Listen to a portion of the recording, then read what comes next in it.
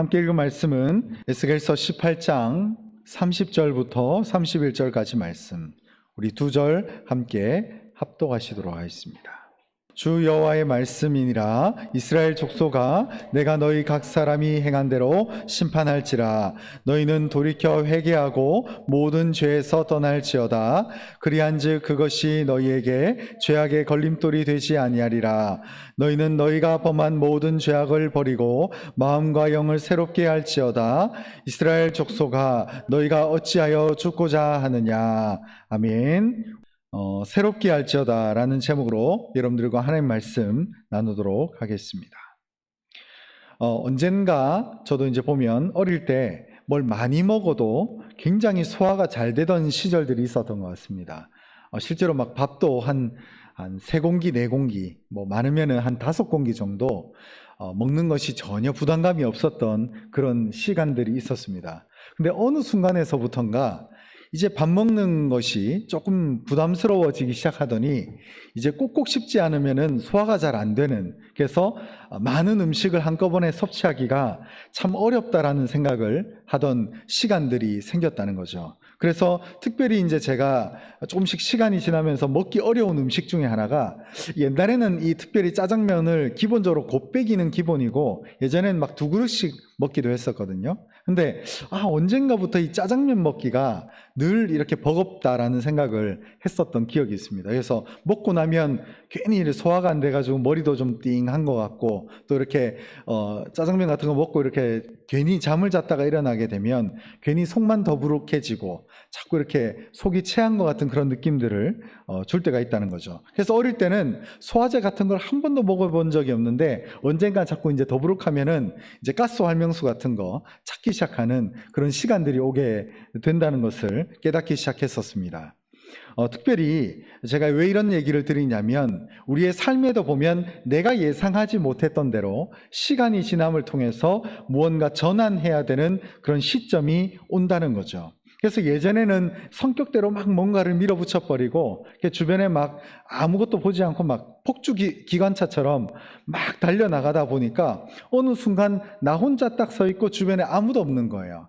그런 것들을 생각했을 때에 나의 어떤 감정적인 부분들, 내가 생각했던 모든 것들을 내 기분대로 드러내면 안 되겠구나 라는 생각들을 조금씩 해나가면서 사람이 성숙해지고 또 성장하고 발전해 나가는 것을 우리가 알 수 있게 된다는 거죠. 하물며 어떤 음식을 소화하고 먹고 소화해내는데도 사람이 어떤 단계가 발전해 가면서 전환해야 되는 그런 시점이 있듯이, 우리의 신앙과 성품과 인격과 또 삶의 인도하심 가운데에도 하나님의 인도하심 따라서 내가 이 시점은 한 번쯤 바뀌어야 될 시점이구나 라는 것을 묵상하고 생각할 때가 있다는 것입니다.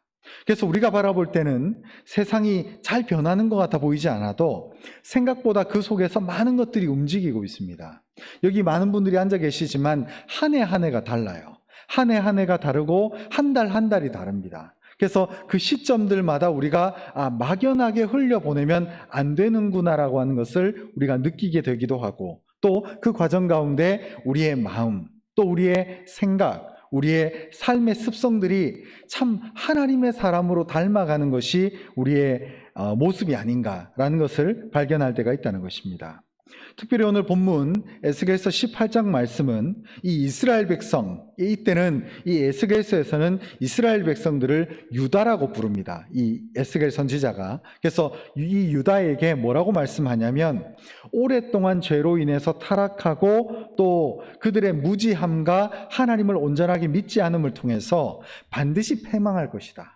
반드시 너희가 하나님을 온전하게 믿지 않음을 통해서 반드시 너희가 패망하고 멸망할 것이다 라고 하나님께서 징계의 말씀을 하신 그 다음에 또 어느 시점에서부턴가 그러나 그 패망과 멸망이 완전히 주저앉는 것이 아니라 다시 한번 살아날 기회, 즉 이스라엘과 유다가 회복할 것이다 라고 하는 하나님의 약속이 부어지는 것이 이 에스겔서 전체의 말씀이고, 또 오늘 본문 에스겔서 18장에 나와 있는 핵심적인 주제의 말씀이라는 것입니다. 그래서 특별히 하나님의 심판과 함께 우리에게 주시는 이 에스겔서 18장 말씀에 교훈이 있는데, 먼저 첫 번째 우리가 생각해 봐야 될 것은 하나님의 심판이 오직 자신만의 행위로 이루어지며 자신만의 행실, 자신만의 의와 혹은 악, 그리고 선과 악을 내가 무엇을 행하느냐에 따라서 그의 응당한 결과를 맞이할 것이다 라고 하나님의 선포의 말씀을 듣는 것이 오늘 본문 이전까지 나와 있는 이 에스겔서 말씀의 전반적인 내용이라고 볼 수 있습니다. 특별히 제가 13절 말씀을 한번 읽어드리겠습니다. 모니터에 되어 있습니다. 13절에 보면 제가 한번 읽어드리겠습니다. 별일을 위하여 꾸어주거나 이자를 받거나 할진대 그가 살겠느냐? 결코 살지 못하리니 이 모든 가증한 일을 행하였은즉 반드시 죽을지라. 자기의 피가 자기에게로 돌아가리라. 이 당시에 보면 별일을 취하는, 그러니까 우리로 쉽게 설명하면 돈놀이라고 하죠. 그래서 어떤 사람이 돈을 놓고 이자놀이를 하는 그런 거 있죠. 그런 것들을 이때 당시에는 율법적으로 허용하지 않았습니다. 특별히 이스라엘 민족에게 돈으로 놓고 돈의 별리를 취해서 아무런 땀과 수고를 하지 않고 삶을 살아가는 자들을 여기서 보면 별리를 위하여 꾸어주거나 이자를 받거나 하는 이런 사람을 뜻합니다. 근데 이것이 모세 율법에 따르면 이처럼 돈놀이 하는 사람들, 즉 이자놀이 하는 사람들은 하나님의 율법에서 기뻐하지 않았어요. 그러다 보니까 여기 13절에 보면 이처럼 별리를 통해서 꾸어주거나 이자를 받는 자들은 어떻게 되느냐? 여기서 보면 그가 살겠느냐?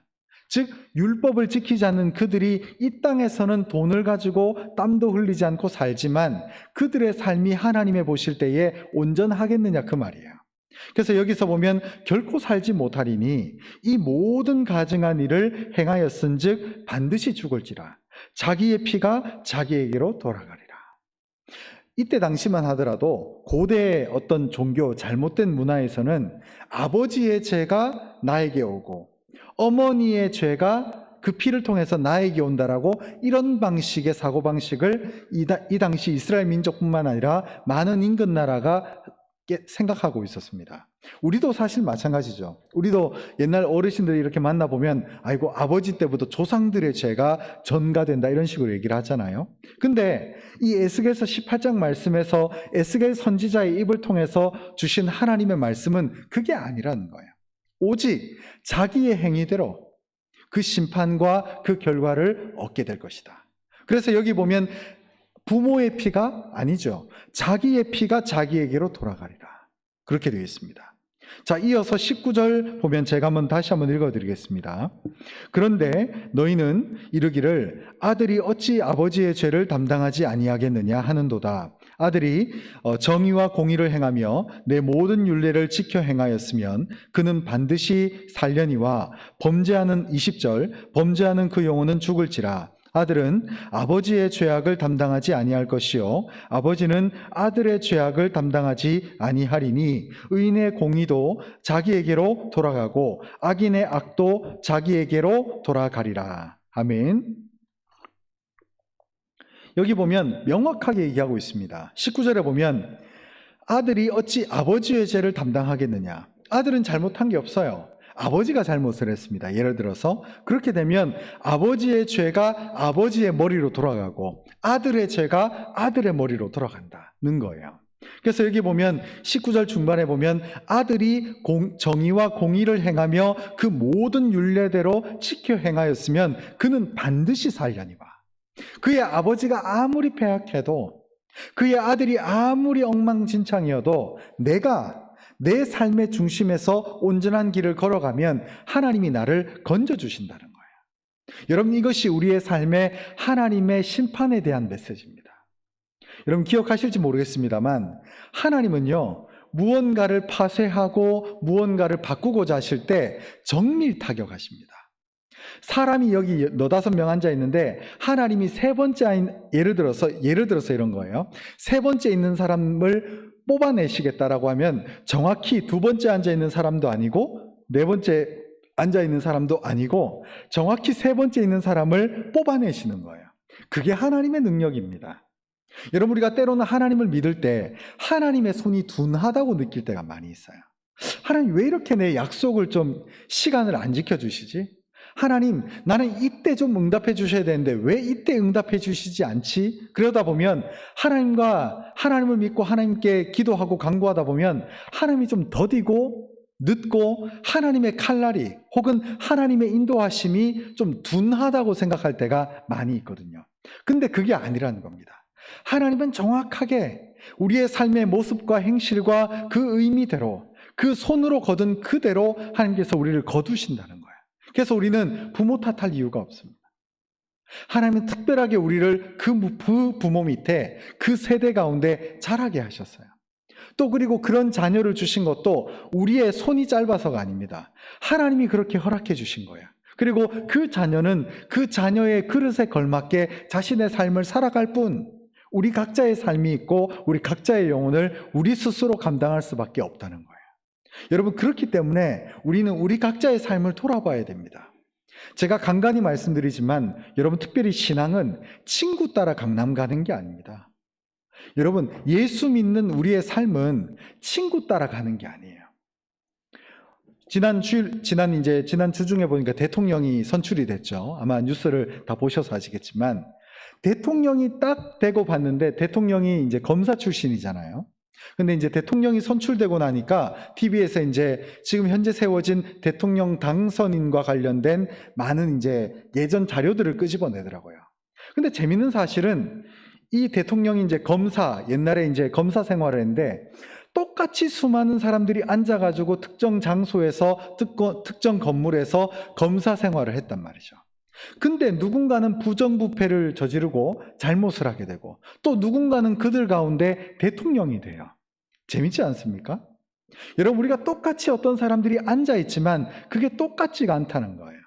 왜? 하나님은 우리 각자를 보시고 우리 각자를 아신다는 거예요. 그래서 우연히 이제 그때 그 TV 방송을 보니까 대통령이 세워지고 나서 그 대통령의 검사 시절 친구 누구, 또 지금 현직 검사 누구, 또 혹은 뭐 친구 중에 누구 변호사가 나타나서 이제 TV에서 어떤 그 지금 현재 당선인에 대한 일화들을 얘기하는데 뭐 대통령이 될 줄 몰랐다는 거예요. 그리고 또 대통령 될 줄 누가 알았냐? 그게 진짜 몰랐어요. 그러나 모든 것은 우리가 똑같이 앉아있다고 동일한 평가와 동일한 수준의 대가를 받는 것이 아니라 우리가 똑같은 공간에 똑같은 시간대에 앉아있다 하더라도 결국 나의 행실, 결국 나의 시야, 결국 내가 바라보는 그 모든 것이야말로 하나님의 인도하심 가운데 우리가 온전한 택함을 받은 자로서의 삶을 살아간다는 것을 명확하게 말해주고 있습니다. 그래서 여기 20절에 보면 범죄하는 그 영혼은 죽을지라 아들은 아버지의 죄악을 담당하지 아니할 것이요 아버지는 아들의 죄악을 담당하지 아니하리니 의인의 공의도 자기에게로 돌아가고 악인의 악도 자기에게로 돌아가리라. 여러분, 우리의 행실을 가다듬어야 됩니다. 여러분, 어떻게 보면 내가 나공교회 다닌다고 해서 내 신앙의 영혼의 부분이 완전히 결판난다, 이것은 아닙니다. 결국 내가 하나님을 믿느냐, 그것은 행하는 그 행위의 열매와 그 행위의 결실을 하나님이 요구하고 계신다는 거예요. 그래서 우리가 동일하게 앉아있다 하더라도 결국 우리의 삶 가운데 우리의 행실을 통해서 얻는 하나님의 진정한 축복을 누리고 하나님의 진정한 가치를 우리가 누리는 것이 대단히 중요하다는 것입니다.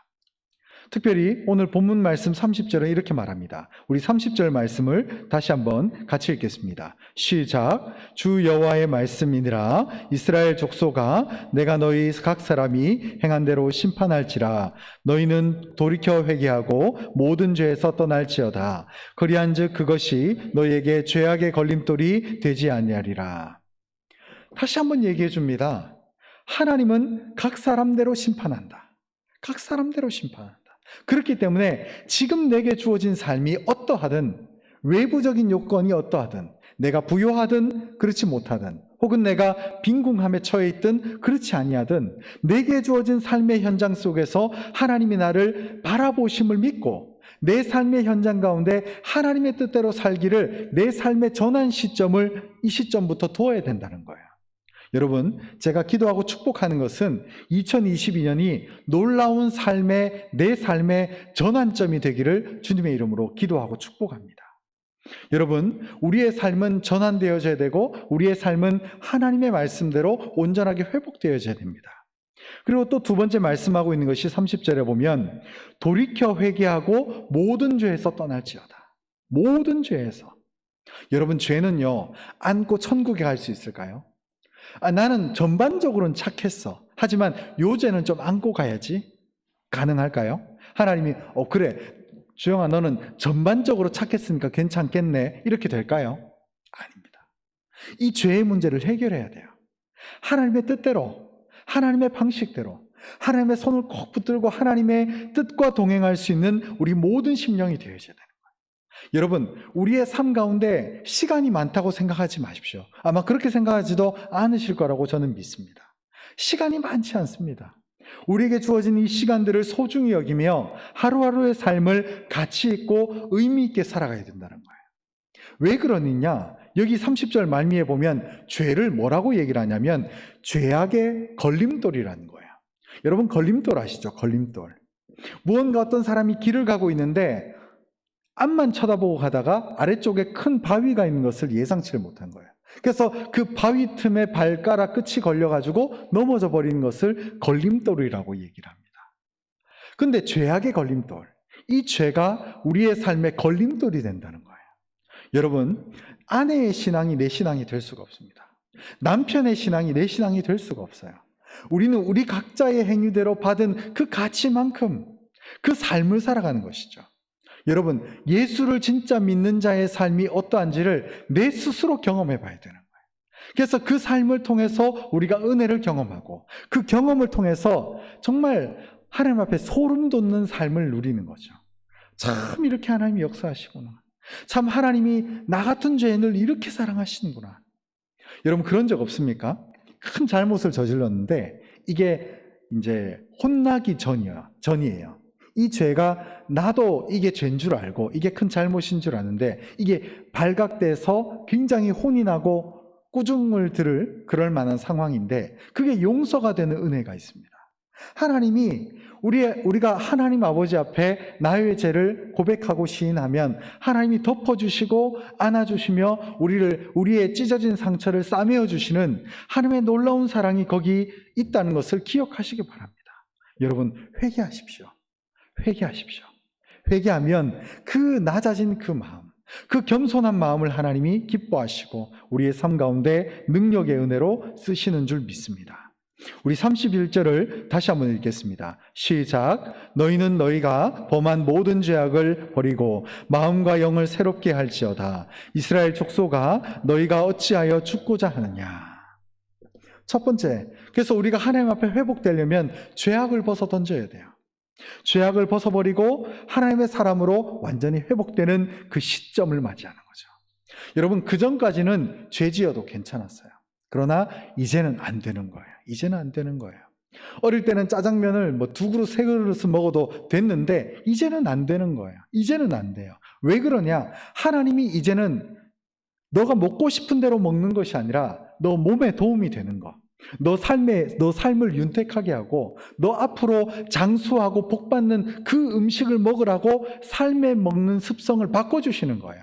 단순히 소화기관이 쇠퇴해지는 것이 아니라 하나님이 우리를 사랑하시고 우리의 회복을 기다리고 계신다는 거죠.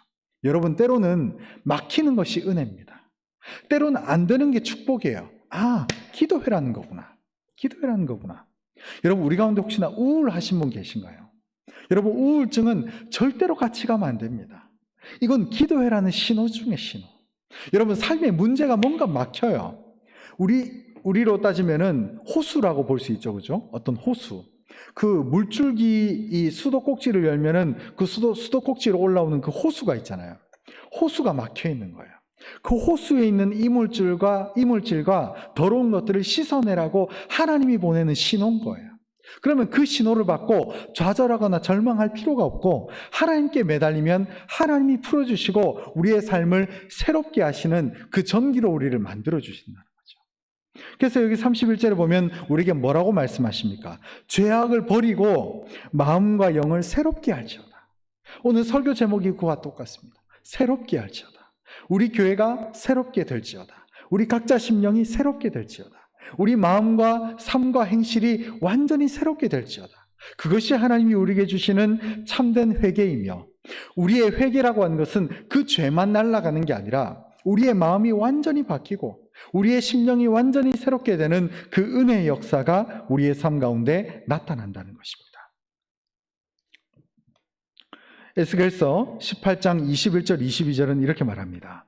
그러나 악인이 만일 그가 행한 모든 죄에서 돌이켜 떠나 내 모든 율례를 지키고 정의와 공의를 행하면 반드시 살고 죽지 아니할 것이라. 반드시 살고 죽지 않는다는 거예요. 이어서 22절, 그 범죄한 것이 하나도 기억함이 되지 아니하리니 기억하지 않겠다는 거야. 그래서 그가 행한 공의로 살리라. 여러분, 믿음은요, 머리로 믿는 거 아닙니다. 삶의 행실, 삶의 열매, 하나님이 지금 우리에게 원하시는 그 삶의 결과물을 하나님께 올려드리는 거예요. 그 행실을 통해서 우리가 하나님이 기뻐하시는 믿음의 삶을 살아가는 거죠. 그러나 한번 하나님의 뜻대로 바뀌기 시작하면 어떻게 되느냐? 하나님이 우리로 하여금 뭐라고 말씀하시냐면 반드시 산다. 죽지 않는다. 그리고 두 번째, 너희가 반드시 회복하고 회개하고 그 과거의 삶을 돌아가지 않는다면 그 과거의 죄가 하나도 기억함이 없으리로다. 하나님이 생각지도 않겠다는 거예요. 여러분, 세상의 모든 사람들이 다 나를 몰라줘도 하나님 한 분만 알아주면 되잖아요. 저는 그렇다고 생각합니다. 하나님이 나를 알아주시면 그 어디에도 힘이 나요. 세상 사람들 이 마음 다 몰라줘도 하나님이 나를 인정해 주시면 내 삶은 삽니다. 그러나 이 세상 모든 사람들이 내게 박수치고 나에게 인기를 주고 나에게 명예를 주고 수많은 재물을 준다 하더라도 하나님이 나를 몰라주면 나는 아무것도 아닙니다. 그 차이가 있습니다. 그러나 하나님이 나와 함께하면 외롭지가 않습니다. 여러분, 저도 이제 설교할 때 보면 주님, 오늘도 성령님 동행하여 주시옵소서. 주님, 저와 함께 하십시다. 저와 동행하여 주시옵소서. 저 이러거든요. 제가 이상한 성격이 아니잖아요. 이상한 사람이 아니잖아요. 여러분, 성령님의 인도하심을 자꾸 구해야 돼요. 성령님은 어느 주머니 안속에 넣어놨다가 예배 때만 딱 꺼내보는 그런 분이 아닙니다. 내 삶에 오늘 하루 눈을 딱 떴을 때 주님, 나와 함께하여 주시옵소서, 성령 하나님이여 나와 동행하여 주시옵소서 얘기하는 거예요. 뭔가 삶이 막히잖아요. 주님, 이거 지금 제 손으로는 풀 수 있는 방법이 없습니다. 그러나 주님 풀어주시옵소서 라고 외치면서 고백하는 것이 우리의 삶의 모습이 된다는 거죠. 그래서 결론의 말씀을 드리겠습니다. 마태복음 3장 11절은 이렇게 말합니다. 나는 너희로 회개하게 하기 위하여 물로 세례를 베풀거니와 내 뒤에 오시는 이는 나보다 능력이 많으시니 나는 그의 신을 들기도 감당하지 못하겠노라. 그는 성령과 불로 너희에게 세례를 베푸실 것이요. 여러분, 세례 요한의 능력은 약합니다. 그러나 세례 요한 그 다음에 오실 예수 그리스도가 사람들에게 무엇을 하실까? 성령과 물로 세례를 베푼다는 거예요. 그 성령 세례를 받는다는 거예요. 성령을 우리에게 선물로 주시면 우리의 삶은 뒤집어지는 역사가 나타납니다. 우리의 삶은 감당할 수 없는 하나님의 은혜로 충만케 된다는 거예요. 결론의 말씀을 드리겠습니다. 여러분, 주님 앞으로 돌아오시기 바랍니다. 주님의 인도하심 가운데 거하시기 바랍니다. 특별히 욥기 42장 1절부터 3절 말씀은 이렇게 되어 있는데 제가 한번 읽어드리겠습니다. 욥이 여호와께 대답하여 이르되 주께서는 못하실 일이 없사오며 무슨 계획이든지 못 이루실 것이 없는 줄 아오니 무지한 말로 이치를 가리는 자가 누구니이까? 나는 깨닫지도 못한 일을 말하였고 스스로 알 수도 없고 헤아리기도 어려운 일을 말하였나이다. 여러분, 욥기 1장부터 41장까지 오면서 수많은 하나님을 소위 잘 믿는 신실한 친구들과 변론을 합니다. 소위 말하는 말다툼을 해요. 근데 거기서도 답이 안 나오네요. 근데 42장에서 41장 말미에서 여호와 하나님이 등장하기 시작하더니 42장 마지막 장에 이르러서 욥이 뭐라고 입에서 무슨 말을 하냐면 2절에 보면 주께서는 못하실 리가 없사오며 무슨 계획이든지 못 이루실 것이 없는 줄 아오니. 그러니까 하나님께 자신의 삶을 맡긴다는 거예요. 여러분, 욥이 어땠습니까? 욥은 몸에 질병을 가지고 있었고 자식들 다 죽었고 재산 다 날아갔습니다. 아내도 심지어는 하나님을 저주하고 당신 죽으라 라고 얘기할 정도로 욥의 인생은 완전히 주저앉았습니다. 사람들이 전부 혀를 찼죠. 그래서 주어진 삶의 현상만 놓고 욥에게 친구들이 달려와가지고 뭐라고 변론하냐면, 욥 너 죄가 있으니까 지금 이렇게 된 거다. 그러니까 그 죄를 빨리 회개하라. 그리고 또 아니면 여러 가지 온갖 말들로 인해서 또 축복의 말을 전했다가 또 너한테 문제가 있으니까 이렇지 않겠는가 라는 여러 가지 말을 합니다. 근데 욥이 마지막까지 뭔가 납득이 안 돼요. 왜? 욥이 특별하게 잘못이나 죄를 저질러서 이 모든 어려움을 당한 게 아니거든요. 그래서 기다렸어요. 어느 시점에서부터인지 모르겠지만 이때쯤이면 주님께서 내 문제를 풀어주실 거라고 믿었지만 안 풀어주셔요. 그러나 믿었습니다. 누구를? 하나님을 믿었습니다. 그래서 기다렸어요. 계속해서 기다렸습니다. 계속 기다렸어요. 그런데 이 2절에서 비로소 욥은 고백합니다. 그동안은 부정적인 말들로 함께 했지만 이제서야 주님을 생각해 보니까 주께서는 못하실 일이 없고 무슨 계획이든지 못 이루실 것이 없다. 그래서 심지어는 3절에 보면 자기를 돌아보면서 이렇게 말을 합니다. 무지한 말로 이치를 가리는 자가 누구냐? 가린다는 것은 이렇게 눈을 가리듯이 가리는 거죠. 하나님의 진리를 가리고 이 이치를 가리는 자가 누구냐? 그것은 자기 친구들인 동시에 욥은 자기 자신이었어요. 내게 주어진 현실만 바라보고 눈앞에 있는 것들만 바라보니까 우리가 조급한 거예요. 그러나 욥의 고백은 뭐냐? 여호와 하나님을 바라보라. 그래서 뒤에 보면 나는 깨닫지도 못한 일을 말하였고 스스로 알 수도 없고 헤아리기도 어려운 일을 말하였나이다. 이게 뭡니까? 성령님의 역사죠. 장래일에 대한 비전, 그리고 아직 나타나지 않은 일에 대한 선포, 그리고 현실을 초월하는 그 놀라운 믿음의 신앙, 그것이 우리의